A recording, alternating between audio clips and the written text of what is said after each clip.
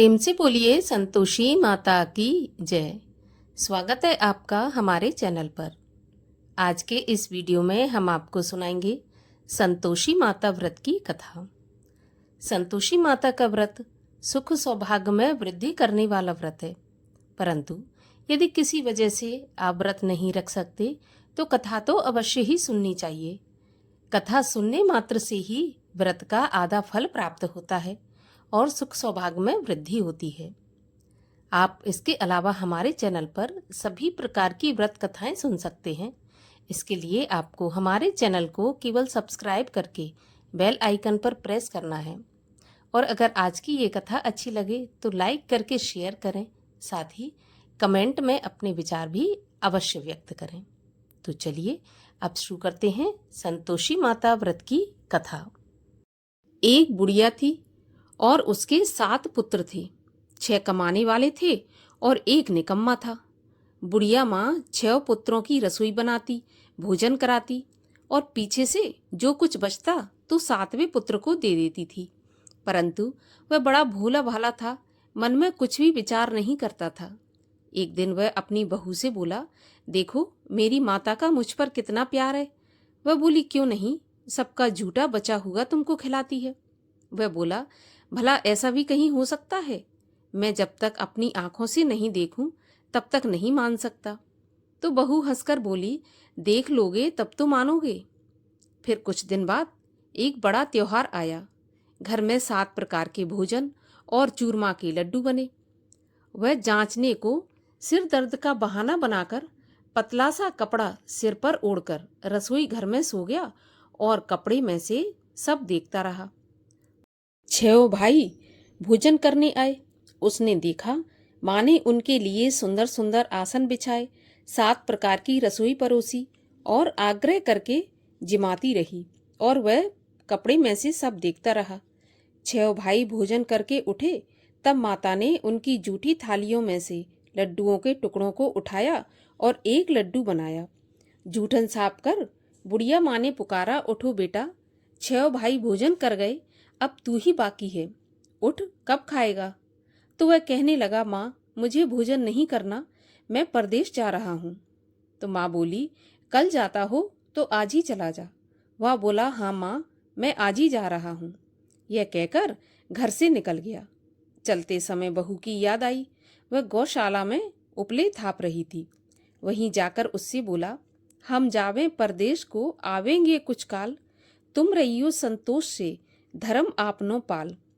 वह बोली, जाओ पिया आनंद से, हमरो सोच हटाए, राम भरोसे हम रहें, ईश्वर तुम्हें सहाय। देव निशानी आपनी, देख धरू में धीर, सुध हमरी न बिसारियो, रखियो मन गंभीर। वह बोला, मेरे पास कुछ नहीं है, यह अंगूठी है सो ले लो, और अपनी कुछ निशानी मुझे दो। वह बोली, मेरे पास क्या है, यह गोबर भरा हाथ है। यह कहकर उसकी पीठ पर गोबर के हाथ की थाप मार दी। अब बुढ़िया का बेटा चल दिया। चलते चलते दूर देश में पहुंचा। वहां पर एक साहूकार की दुकान थी। वहां जाकर कहने लगा, भैया मुझे नौकरी पर रख लो। साहूकार को जरूरत थी तो वह बोला, ठीक है रह जा। लड़के ने पूछा, तनख्वाह क्या दोगे? तो साहूकार बोला, काम देखकर दाम मिलेंगे। तो उसे साहूकार की नौकरी मिल गई। वह सवेरे 7 बजे से रात तक नौकरी बजाने लगा। कुछ दिनों में दुकान का सारा लेन देन, हिसाब किताब, ग्राहकों को माल बेचना, सारा काम करने लगा। साहूकार के 7-8 नौकर थे, वे सब चक्कर खाने लगे कि यह तो बहुत होशियार बन गया है। सेठ ने भी काम देखा और 3 महीने में उसे आधे मुनाफे का साझीदार बना लिया। 12 वर्ष में वह नामी सेठ बन गया और मालिक सारा कारोबार उस पर छोड़कर बाहर चला गया। अब बहू पर क्या बीती सो सुनो। सास ससुर उसे दुख देने लगे। सारी गृहस्थी का काम करा के उसे लकड़ी लेने जंगल में भेजते। इस बीच घर की रोटियों के आटे से जो भूसी निकलती उसकी रोटी बनाकर रख दी जाती, और फूटे नारियल के खोपरे में पानी। इस तरह दिन बीतते रहे। एक दिन वह लकड़ी लेने जा रही थी कि रास्ते में बहुत सी स्त्रियां संतोषी माता का व्रत करती दिखाई दी। वह वहां पर खड़ी होकर कथा सुनकर बोली, बहनों, ये तुम किस देवता का व्रत करती हो और इसके करने से क्या फल मिलता है? इस व्रत के करने की क्या विधि है? यदि तुम अपने इस व्रत का विधान मुझे समझाकर कहोगी तो मैं तुम्हारा बहुत एहसान मानूंगी। तब उनमें से एक स्त्री बोली, सुनो, ये संतोषी माता का व्रत है। इसके करने से निर्धनता, दरिद्रता का नाश होता है और लक्ष्मी आती है। मन की चिंताएं दूर होती हैं। घर में सुख होने से मन को प्रसन्नता और शांति मिलती है। निपुत्री को पुत्र मिलता है। प्रियतम बाहर गया हो तो जल्दी आ जाता है। कुंवारी कन्याओं को मनपसंद वर मिलता है। राजद्वारी में बहुत दिनों से मुकदमा चलता हो तो खत्म हो जाता है। सब तरह की सुख शांति हो, घर में धन जमा हो, पैसा जायदाद का लाभ हो, रोग दूर हो जाए और जो भी मनोकामना हो सब इस संतोषी माता के व्रत से पूरी हो जाती हैं। इसमें कोई भी संदेह नहीं है। वह पूछने लगी, यह व्रत कैसे किया जाता है, यह भी बताओ तो बड़ी कृपा होगी। तब वह स्त्री कहने लगी, 1.25 रुपये का गुड़ और चना लेना, इच्छा हो तो 5.25 रुपये का ले लेना या 11.25 रुपये का ले लेना। अपनी सहूलियत के अनुसार जितना भी हो सके सवाया लेना। 5.25 रुपये से 11.25 अपनी शक्ति और भक्ति के अनुसार लेना। हर शुक्रवार को निराहार रहकर कथा कहना और सुनना। इसके बीच क्रम टूटे नहीं। लगातार नियम पालन करना। सुनने वाला कोई न मिले तो घी का दीपक जलाकर उसके आगे जल के पात्र को रखकर कथा कहना, परंतु नियम न टूटे। जब तक कार्य सिद्ध न हो नियम पालन करना और कार्य सिद्ध हो जाने पर ही व्रत का उद्यापन करना। 3 महीने में माता पूरा फल प्रदान करती है। यदि किसी के खोटे ग्रह हैं तो भी माता 1 वर्ष में अवश्य कार्य सिद्ध करती हैं। कार्य सिद्ध होने पर ही उद्यापन करना चाहिए, बीच में नहीं करना चाहिए। उद्यापन में 2.5 सेर आटे का खाजा तथा इसी नाप से खीर तथा चने का साग करना। 8 लड़कों को भोजन कराना। जहां तक मिले देवर जेठ भाई बंधु कुटुंब के लड़के लेना। ना मिले तो रिश्तेदारों और पड़ोसियों के लड़के बुलाना, उन्हें भोजन कराना। यथाशक्ति दक्षिणा देकर माता का नियम पूरा करना। उस दिन घर में कोई खटाई न खाए, इस बात का ध्यान रखना। यह सुनकर बुढ़िया के लड़के की बहू चल दी। रास्ते में लकड़ी के बोझ को बेच दिया और उन पैसों से गुड़ चना लेकर माता के व्रत की तैयारी करके आगे चली और सामने मंदिर देखकर पूछने लगी, यह मंदिर किसका है? तब सब कहने लगे, ये संतोषी माता का मंदिर है। यह सुनकर माता के मंदिर में जा माता के चरणों में लौटने लगी। दीन होकर विनती करने लगी, हे माँ, मैं निपट मूर्ख हूँ, व्रत के नियम कुछ नहीं जानती, मैं बहुत दुखी हूँ। हे माता जगत जननी, मेरा दुख दूर कर, मैं तेरी शरण में हूँ। माता को दया आई।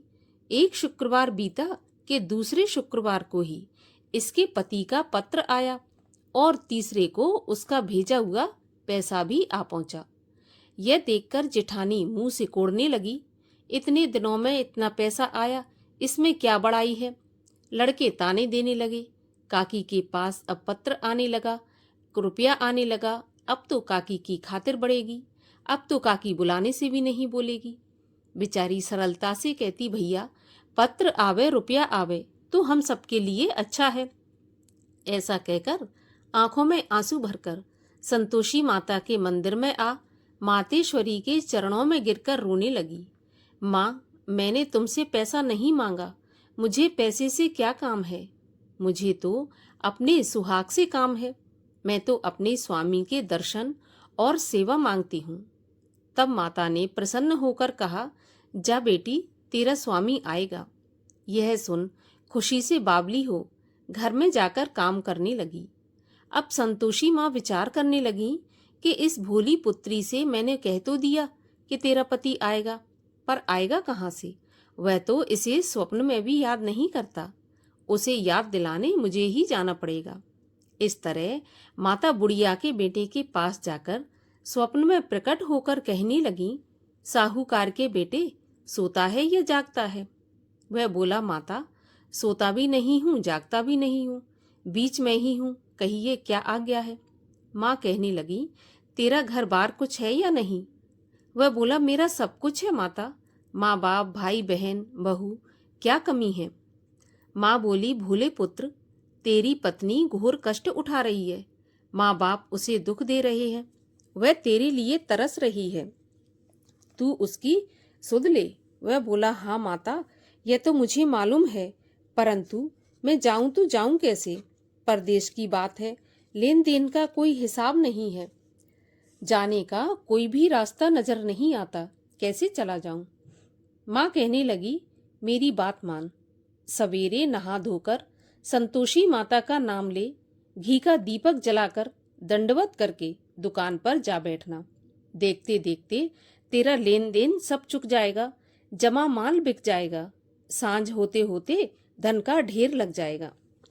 वह सवेरे बहुत जल्दी उठकर स्नान करके संतोषी माता को दंडवत करके घी का दीपक जलाकर दुकान पर जा बैठा। थोड़ी देर में वह क्या देखता है, देने वाले रुपया लाए, लेने वाले हिसाब लेने लगे, कोठे में भरे सामानों के खरीददार नगद दाम में सौदा करने लगे। शाम तक धन का ढेर लग गया। माता का चमत्कार देखकर उसका मन प्रसन्न हो गया और माता का मन में नाम ले घर ले जाने के वास्ते गहना कपड़ा खरीदने लगा और वहां के काम से निपटकर घर को रवाना हुआ। वहां बहू बेचारी जंगल में लकड़ी लेने जाती, लौटते वक्त माँ के मंदिर पर विश्राम करती। वह तो उसका रोज रुकने का स्थान था। दूर से धूल उड़ती देख वह माता से पूछती है, हे माता, ये धूल कैसी उड़ रही है? तब माँ कहती है, पुत्री, तेरा पति आ रहा है, अब तू ऐसा कर, लकड़ियों के 3 बोझ बना ले, एक नदी के किनारे रख, दूसरा मेरे मंदिर पर और तीसरा अपने सिर पर रख ले। तेरे पति को लकड़ी का गट्ठा देखकर मोह पैदा होगा, वह वहां रुकेगा, नाश्ता पानी बना खाकर माँ से मिलने जाएगा। तब तू लकड़ियों का बोझ उठाकर घर जाना और बीच चौक में गट्ठा डालकर 3 आवाजें जोर से लगाना, लो सासू जी, लकड़ियों का गट्ठा लो, भूसे की रोटी दो, नारियल के खोपरे में पानी दो, आज कौन मेहमान आया है? माँ की बात सुनकर बहू बहुत अच्छा माताजी कहकर प्रसन्न हो लकड़ियों के 3 गट्ठे ले आई, एक नदी के तट पर, एक माता के मंदिर पर रखा। इतने में ही एक मुसाफिर आ पहुंचा। सूखी लकड़ी देख उसकी इच्छा हुई कि अब यहीं पर विश्राम करें और भोजन बना खाकर गांव जाएं। इस प्रकार भोजन बना विश्राम कर वह गांव को गया।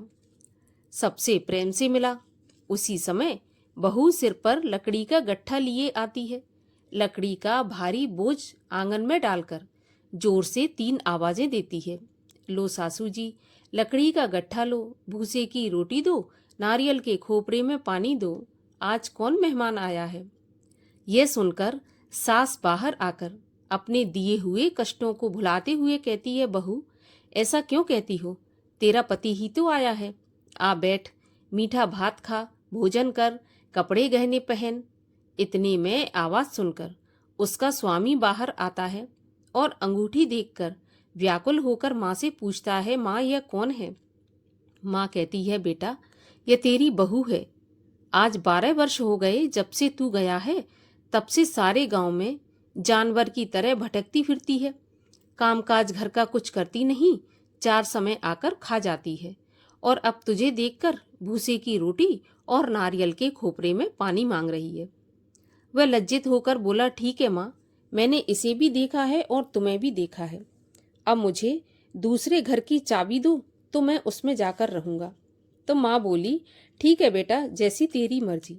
ऐसा कहकर माँ ने चाबी का गुच्छा पटक दिया। उसने चाबी लेकर दूसरे कमरे में, जो कि तीसरी मंजिल के ऊपर था, उसको खोलकर सारा सामान जमाया। एक दिन में ही वहां राजा के महल जैसा ठाट बाट बन गया। अब क्या था, वे दोनों पति पत्नी सुखपूर्वक रहने लगे। इतने में अगला शुक्रवार आया तो बहू ने अपने पति से कहा, मुझे माता का उद्यापन करना है। पति बोला, बहुत अच्छा, खुशी से करो। वह तुरंत ही उद्यापन की तैयारी करने लगी। जेठ के लड़कों को भोजन के लिए कहने गई। उसने मंजूर किया, परंतु पीछे जिठानी अपने बच्चों को सिखाती है, देखो भोजन के समय सब लोग खटाई मांगना, जिससे उसका उद्यापन पूरा न हो। लड़के जीमने आए। खीर तो पेट भर कर खाई, परंतु याद आते ही कहने लगे, हमें कुछ खटाई खाने को दो, खीर खाना हमें नहीं भाता, देखकर अरुचि होती है। बहू कहने लगी, खटाई किसी को नहीं दी जाएगी, यह तो संतोषी माता का प्रसाद है। लड़के तुरंत उठकर खड़े हुए, बोले पैसे लाओ। तो भोली बहू कुछ जानती नहीं थी, उन्हें पैसे दे दिए। लड़के उसी समय जाकर के इमली लेकर खाने लगे। यह देखकर बहू पर माताजी ने क्रोध किया। राजा के दूत उसके पति को पकड़कर ले गए। जेठ जेठानी मनमाने खोटे वचन कहने लगे, लूट लूट कर धन इकट्ठा करके लाया था, सो राजा के दूत पकड़कर ले गए। अब सब मालूम पड़ जाएगा जब जेल की हवा खाएगा। बहू से ऐसे वचन सहन नहीं हुए। रोती रोती माता के मंदिर में गई और बोली, माता तुमने ये क्या किया? हंसाकर अब क्यों रुलाने लगी? माता बोली, पुत्री तूने उद्यापन करके मेरा व्रत भंग किया है, इतनी जल्दी सभी बातें भुला दी। वह कहने लगी, माता भूली तो नहीं हूँ, ना ही कुछ अपराध किया है, मुझे तो लड़कों ने भूल में डाल दिया, मैंने भूल से उन्हें पैसे दे दिए, मुझे क्षमा कर दो माँ। माँ बोली, ऐसी भी कहीं भूल होती है? वह बोली, माँ मुझे माफ कर दो, मैं फिर से तुम्हारा उद्यापन करूंगी। तो माँ बोली, अब भूल मत करना। वह बोली, माता अब भूल नहीं होगी, अब बताओ मेरे पति कैसे आएंगे?